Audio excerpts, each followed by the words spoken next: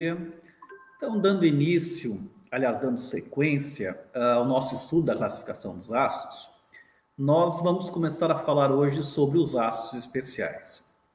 Nós, nas últimas videoaulas, a gente tem falado sobre os ácidos carbono e os ácidos de baixa liga.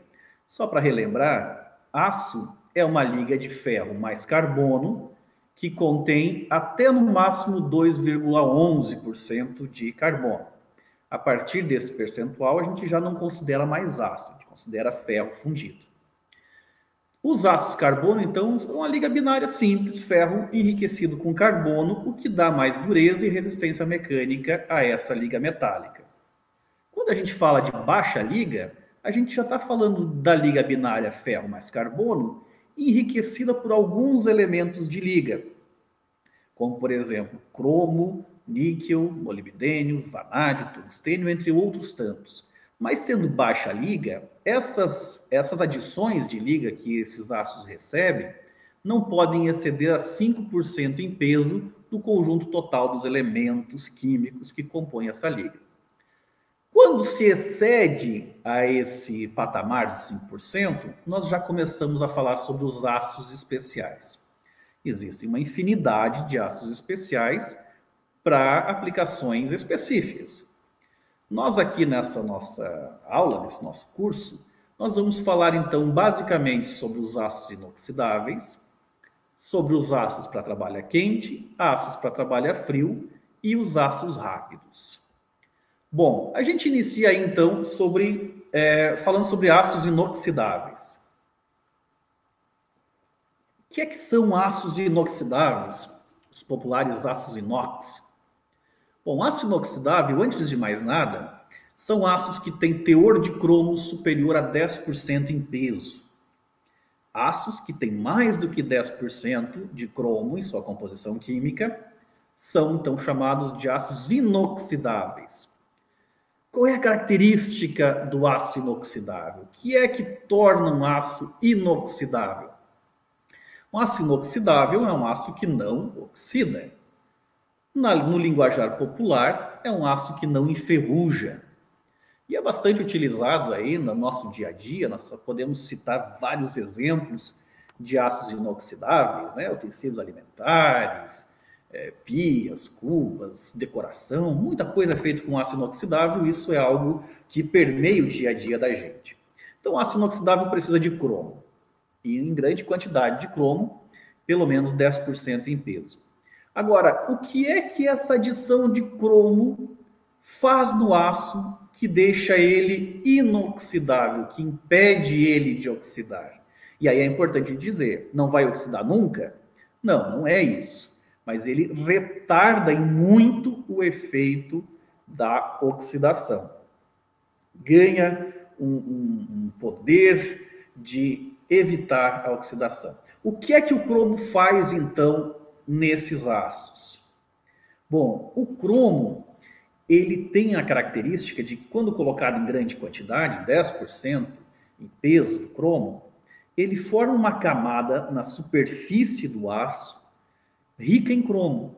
E o cromo da superfície do aço vai se ligar com o oxigênio pertencente ao ar, né, o oxigênio que está aí no ar que respiramos, e eles vão se ligar. Quando se liga o cromo e o oxigênio, forma um óxido, chamado de cromita. A cromita, por ser um óxido, já não vai oxidar mais. Então, essa cromita forma uma camada passivadora na superfície do aço. Essa camada passivadora é o que protege o aço, que está abaixo da camada passivadora, do oxigênio que está acima. Veja, a natureza é sábia. Durante milhares e milhares de anos, os metais, da forma que conhecemos, eles sempre estiveram na forma de óxidos. São basicamente rochas cerâmicas que ficam lá nas montanhas, e aí depois o homem vai lá, extrai esse óxido e, com processos termoquímicos, oxida esse material, deixando uma separação entre o oxigênio desse óxido e o metal no estado metálico, que é o que a gente utiliza. Logo, se a natureza é sábia, a natureza vai sempre tentar fazer com que o metal no estado metálico volte a ser óxido. E para ele voltar a ser óxido, precisa combinar esse material metálico com o oxigênio do ar. O metal mais o oxigênio formam um óxido novamente. Uma estrutura cerâmica que, para a metal mecânica, não tem lá grande utilidade. Então, o que acontece? O oxigênio está sempre tentando oxidar os materiais metálicos. Alguns com mais intensidade e outros com menos intensidade. O ferro, por exemplo, tem uma grande afinidade com o oxigênio, logo tem uma grande tendência a oxidar. Quando a gente coloca, então, o cromo nessa liga de ferro mais carbono, transformando isso num aço inox, o cromo ele tem mais afinidade ainda com o oxigênio. Então, quando chega o oxigênio do ar e ele chega na superfície de um aço inoxidável, ele vai ter, entre outras opções, de se ligar com o cromo e se ligar com o ferro. Se ele se ligar com o ferro, ele vai formar a ferrugem, que a gente popularmente chama, o óxido de ferro, e vai ferrujar o material. Mas como o oxigênio tem preferência ante ao ferro, o oxigênio, em tendo cromo na superfície, ele vai se ligar no cromo. O oxigênio vai se ligar no cromo em vez de se ligar no ferro. E ao se ligar no cromo, forma essa cromita, esse óxido de cromo que protege o aço de uma forma geral. Bom, qual é a diferença entre o óxido de cromo e o óxido de ferro? Porque vocês já perceberam aí que o óxido de ferro forma ferrugem, mas é um óxido. E o cromo também é um óxido, mas aí não forma ferrugem. Qual é a diferença disso? Bom, a diferença é muito simples. O óxido de ferro, ele se desgruda facilmente da superfície do aço. A ferrugem, um aço enferrujado qualquer, se você passar a mão nele, você vai ver que sua mão vai ficar com um tom laranja avermelhado, que é do óxido de ferro. Ele se desgruda. E ao se desgrudar essa primeira camada de óxido de ferro do aço, já fica exposto logo abaixo uma nova camada de ferro que vai se ligar com o oxigênio que está abundante no ar e vai formar uma nova oxidação que também vai se desgrudar facilmente, liberando uma camada mais abaixo de ferro que vai se ligar novamente com o oxigênio, vai formar de novo ferrugem, óxido de ferro, que vai se desprender de novo, e esse processo vai ocorrendo continuamente até se acabar completamente o aço, né? Porque aí vai eliminar todo o ferro, e aí o material é consumido pela ferrugem. No caso do cromo, não. O cromo, diferentemente do ferro, o cromo, quando forma óxido de ferro, ele fica fortemente aderido à superfície do substrato, à superfície do aço.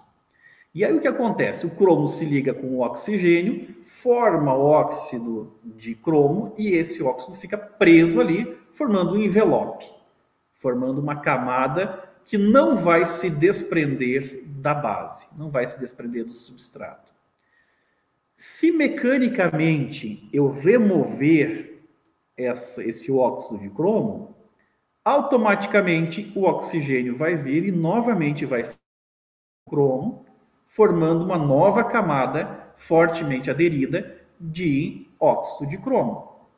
Eu falo remover mecanicamente no sentido de, se eu pegar uma faquinha, por exemplo, e raspar na superfície do aço inoxidável, eu vou retirar a primeira camadinha em níveis atômicos, a primeira camadinha de óxido de cromo, e vou deixar exposto novamente os cromos ali embaixo, em estado metálico. Aí o oxigênio vem e se combina novamente e recompõe essa camada de proteção. É isso que faz com que o cromo dê a característica de inoxidabilidade aos aços inoxidáveis. E existe uma série de famílias de ácidos inoxidáveis.